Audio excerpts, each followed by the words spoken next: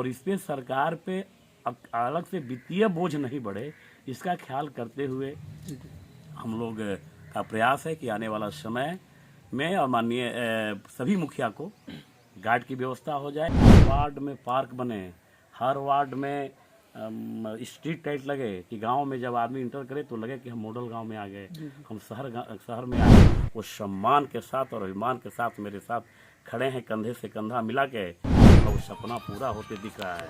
हम धन्यवाद देंगे माननीय मुख्यमंत्री आदरणीय नीतीश कुमार जी को और माननीय पंचायत राज मंत्री श्री सम्राट चौधरी जी को। बिहार विधान परिषद यानी एमएलसी की चुनाव की तारीखों के ऐलान के बाद सभी प्रत्याशी अपने दमखम में लगे हुए हैं।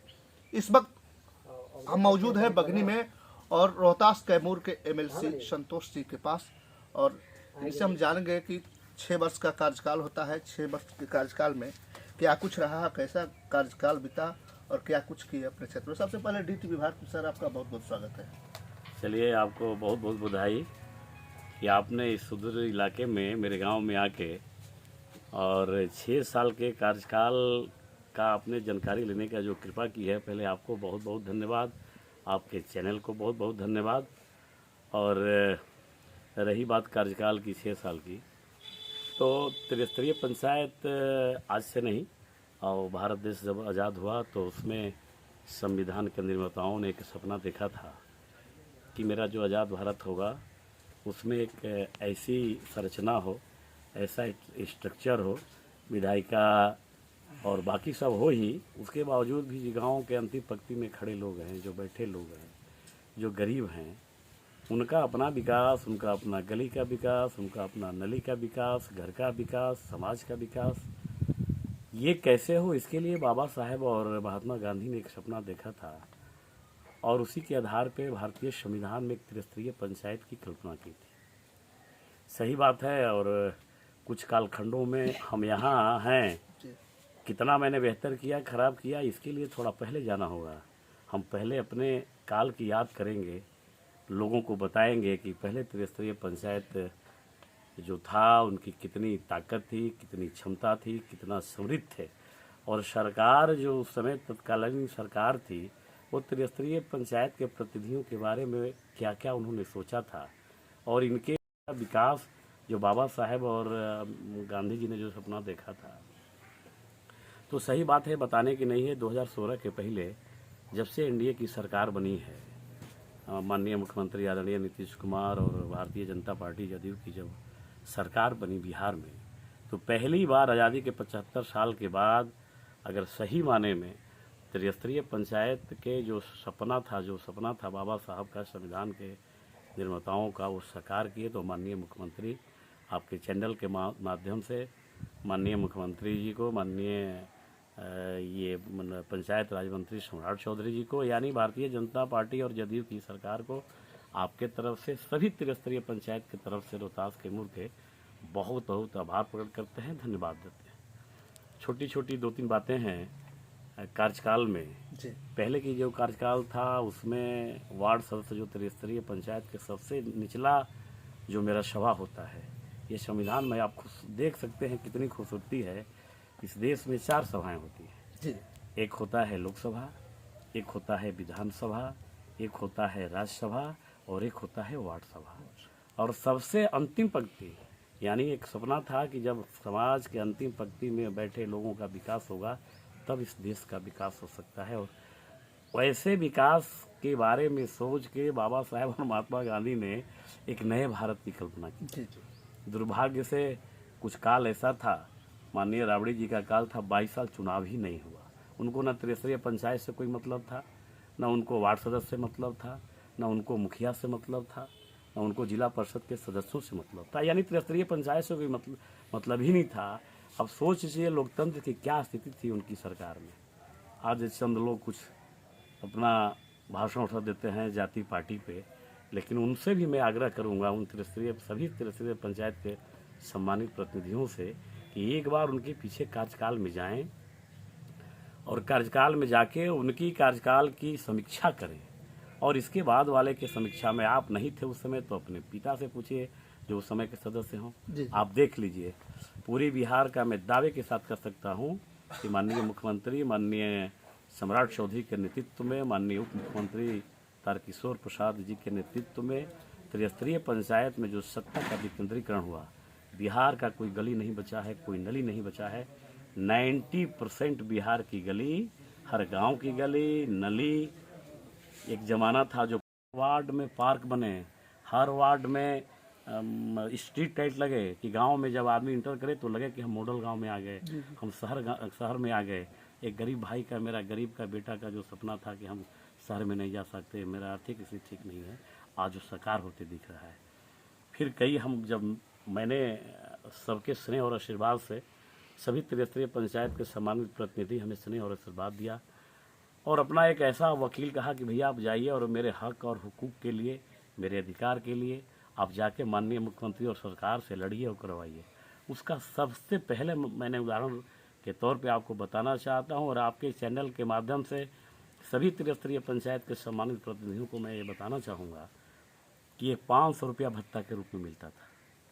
आप सोच सकते हैं कि मनरेगा का जो मजदूरी करता है उसको भी 195 रुपया या 198 रुपया मिलता है। लेकिन मेरा जो वार्ड सदस्य है, हमारे त्रिस्तरीय पंचायत का जो वार्ड सदस्य है, उसको 500 रुपया मिलता है। मैंने कहा कि ये बहुत कम है, आप भत्ता के रूप में ये 500 त्रिस्तरीय पंचायत प्रतिनिधियों के का मजाक है। इसलिए माननीय मुख्यमंत्री जी आपसे आग्रह है, अनुनय और विनय है और काम की बात और बढ़ना क्यों चाहिए, मैं आपके चैनल के माध्यम से बताना चाहूँगा कि अगर सरकार की कोई योजना आ जाए, चाहे सरकार पे आपत्ति आ जाए, कोरोना जैसा महामारी आ जाए, विपत्ति आ जाए प्रदेश पे, देश पे, समाज पे, तो अगर कौन काम करता है? स्वच्छता काम हो प्रधानमंत्री जी का स्वच्छ लोहिया बिहार मिशन, कौन काम करेगा? तो मुखिया जी साफ करेंगे। गली कौन बनवाएगा गांव में गरीब का? तो मुखिया जी करवाएंगे। स्ट्रीट लाइट लगाए कौन गए? तो वार्ड करवाएंगे। वैक्सीनेशन कौन करवाएगा गांव में जाके? कोरोना महामारी में कोई नहीं निकलता था, पर अपने घर में ताला बंद के लोग रहते थे, ताला बंद करके रहते थे, डर का ऐसा माहौल था और प्रोटोकॉल का पालन भी करना था। उस परिस्थिति में भी अपना जान गंवा के भी और जान को हथेली पे रख के सभी हमारे त्रिस्तरीय पंचायत के प्रतिनिधि गांव-गांव जाके कोरोना काल में वैक्सीनेशन कराना, ये कितनी बड़ी उपलब्धि है। हम तो दावे के साथ कहता हूँ कि अगर त्रिस्तरीय पंचायत मेरा सुदृढ़ रहे, समृद्ध रहे, ताकतवर रहे, हम धन्यवाद देंगे माननीय मुख्यमंत्री जी को और माननीय पंचायत राज मंत्री जी को। या किसी तरह से आर्म्स का लाइसेंस भी हो जाए अगर गार्ड संभव नहीं है, और इस पर सरकार पे अलग से वित्तीय बोझ नहीं बढ़े, इसका ख्याल करते हुए हम लोग का प्रयास है कि आने वाला समय में और माननीय सभी मुखिया को गार्ड की व्यवस्था हो जाए, आर्म्स की व्यवस्था है, सुरक्षा व्यवस्था की जाए। और तो और एक बात और है, चूँकि आप इसकी बात की जो कल्पना थी, 1 घंटा के लिए कोई विधायक बन जाता है तो उसको पेंशन देते हैं, 1 घंटा के लिए कोई सांसद बन जाता है तो उसको पेंशन देते हैं, और 1 घंटा के लिए कोई एमएलसी बन जाए, ओथ ले मिल जाए, लेकिन मुखिया पूरा गांव की सेवा, गरीब की सेवा जीवन भर करता रहे प्रतिनिधि बन के, लेकिन पेंशन के नाम पे 1 रुपया नहीं मिलता है। माननीय मुख्यमंत्री जी और माननीय पंचायत राज मंत्री जी से हम लोगों ने आग्रह किया है, हाँ, मुखिया को पेंशन आप उतना मत दीजिए, अब जितना एक सिस्टम हो। देखिए 10 साल आदमी सेवा किया, गरीब का बेटा है, 10 साल सेवा किया गांव में बैठ के, और 10 साल के बाद जब उसकी स्थिति आ गई, जब बुढ़ापा आ गई, तो परिस्थिति ऐसा आया कि कम से कम इतना रहे कि अपना जीवन यहाँ पर 2 शाम का रोटी वो अपने से ले सके, किसी पे परजीवी बन के नहीं रहना पड़े। इसलिए हम लोगों ने आग्रह किया है माननीय मुख्यमंत्री जी और माननीय पंचायत राज मंत्री जी से, उन्होंने स्वीकार भी किया है कि संतोष इस बार के वित्तीय बजट में हम लोग प्रयास कर रहे हैं कि ये पेंशन योजना प्रतिनिधि के लिए लागू हो, और उसका प्रयास भी करेंगे। और सबका स्नेह आशीर्वाद रहा, फिर एक बार ऐसे कहीं कोई लड़ाई नहीं है, और लोगों को मेरे ऊपर, मेरे सरकार के ऊपर एक विश्वास जगा है, प्रतिनिधियों को एक विश्वास जगा है कि लगता है कि अपना गांव का हम विकास कर सकेंगे, ये सरकार में रहेंगे, ये लड़ने वाला है, ये लड़ सकता है। सर, कई लोग आरोप लगाते हैं कि एमएलसी का चुनाव में पैसे का फंडा चल रहा है, जिसके पास अधिक धनबल है वही चुनाव जीतने की पूरी भरसक कोशिश कर रहा है। देखिए, ऐसा कुछ नहीं है, कुछ धनबल वाले होंगे, नए आए होंगे, बड़े कद वाले होंगे, उनको लगता है कि पैसे से खरीद लेंगे, लेकिन ये आपको मैं कहते हुए, आपको बताते हुए खुशी हो रही है कि त्रिस्तरीय पंचायत प्रतिनिधियों का अपना सम्मान और मान है, वो किसी पैसे से नहीं खरीदा जा सकता। अगर जिसके दिमाग है, जो कहता है, पता नहीं उसकी अपनी सोच है, मेरा सोच ये हमारी बहनें जब बाहर से आती थी तो चप्पल निकाल के घर जाना पड़ता था, संसाधन से उतर के, साधन से उतर के पैदल घर जाना पड़ता था। आज देख लीजिए गांव का वो सपना पूरा होते दिख रहा है। हम धन्यवाद देंगे माननीय मुख्यमंत्री आदरणीय नीतीश कुमार जी को और माननीय पंचायत राज मंत्री श्री सम्राट चौधरी जी को कि आपने 7 निश्चय 1 लाख के पूरे बिहार के नल जल योजना के माध्यम से, चाहे गली का विकास हो, चाहे नली का विकास हो, और नल जल की योजना, देखिए कितनी बड़ी सोच है। आप सोच सकते हैं कि हम बड़े लोग हैं, कई लोग बड़े हैं, बड़े बड़े इमारत वाले लोग हैं, उनके घर में शुद्ध पानी पीने का ये था। और देश आज़ाद भारत में सबको फंडामेंटल राइट है कि, और सरकार का नैतिक दायित्व और कर्तव्य है कि आप हर गरीब को जो गांव में रहता है कम से कम शुद्ध पानी, इतनी तो आज़ादी दीजिए।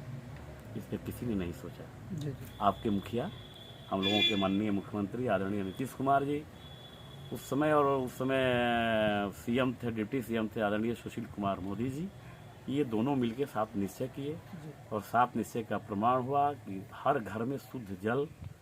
ये रसोई का जो गैपिंग है, खान पकवान का गैपिंग रहे, लेकिन पानी का, चाहे गरीब हो चाहे अमीर हो, सबको शुद्ध जल मिले। ये सोच था बाबा साहेब का और महात्मा गांधी का और नए भारत का।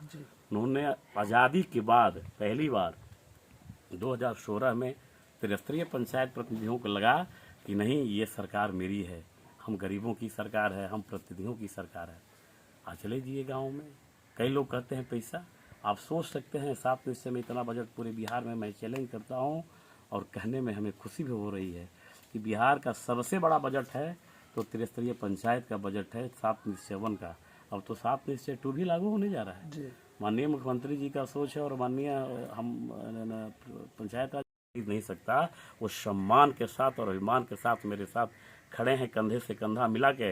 और आपको के चैनल के माध्यम से हम बता देना चाहेंगे कि सुपड़ा साफ होगा बड़े लोगों को, धनबल वालों को, और न उनको जमानत नहीं बचा पाएंगे ये दोनों जिला में। 3 लोग सर चुनाव में हैं, आप के अलावा 2 लोग और हैं, क्या कहेंगे?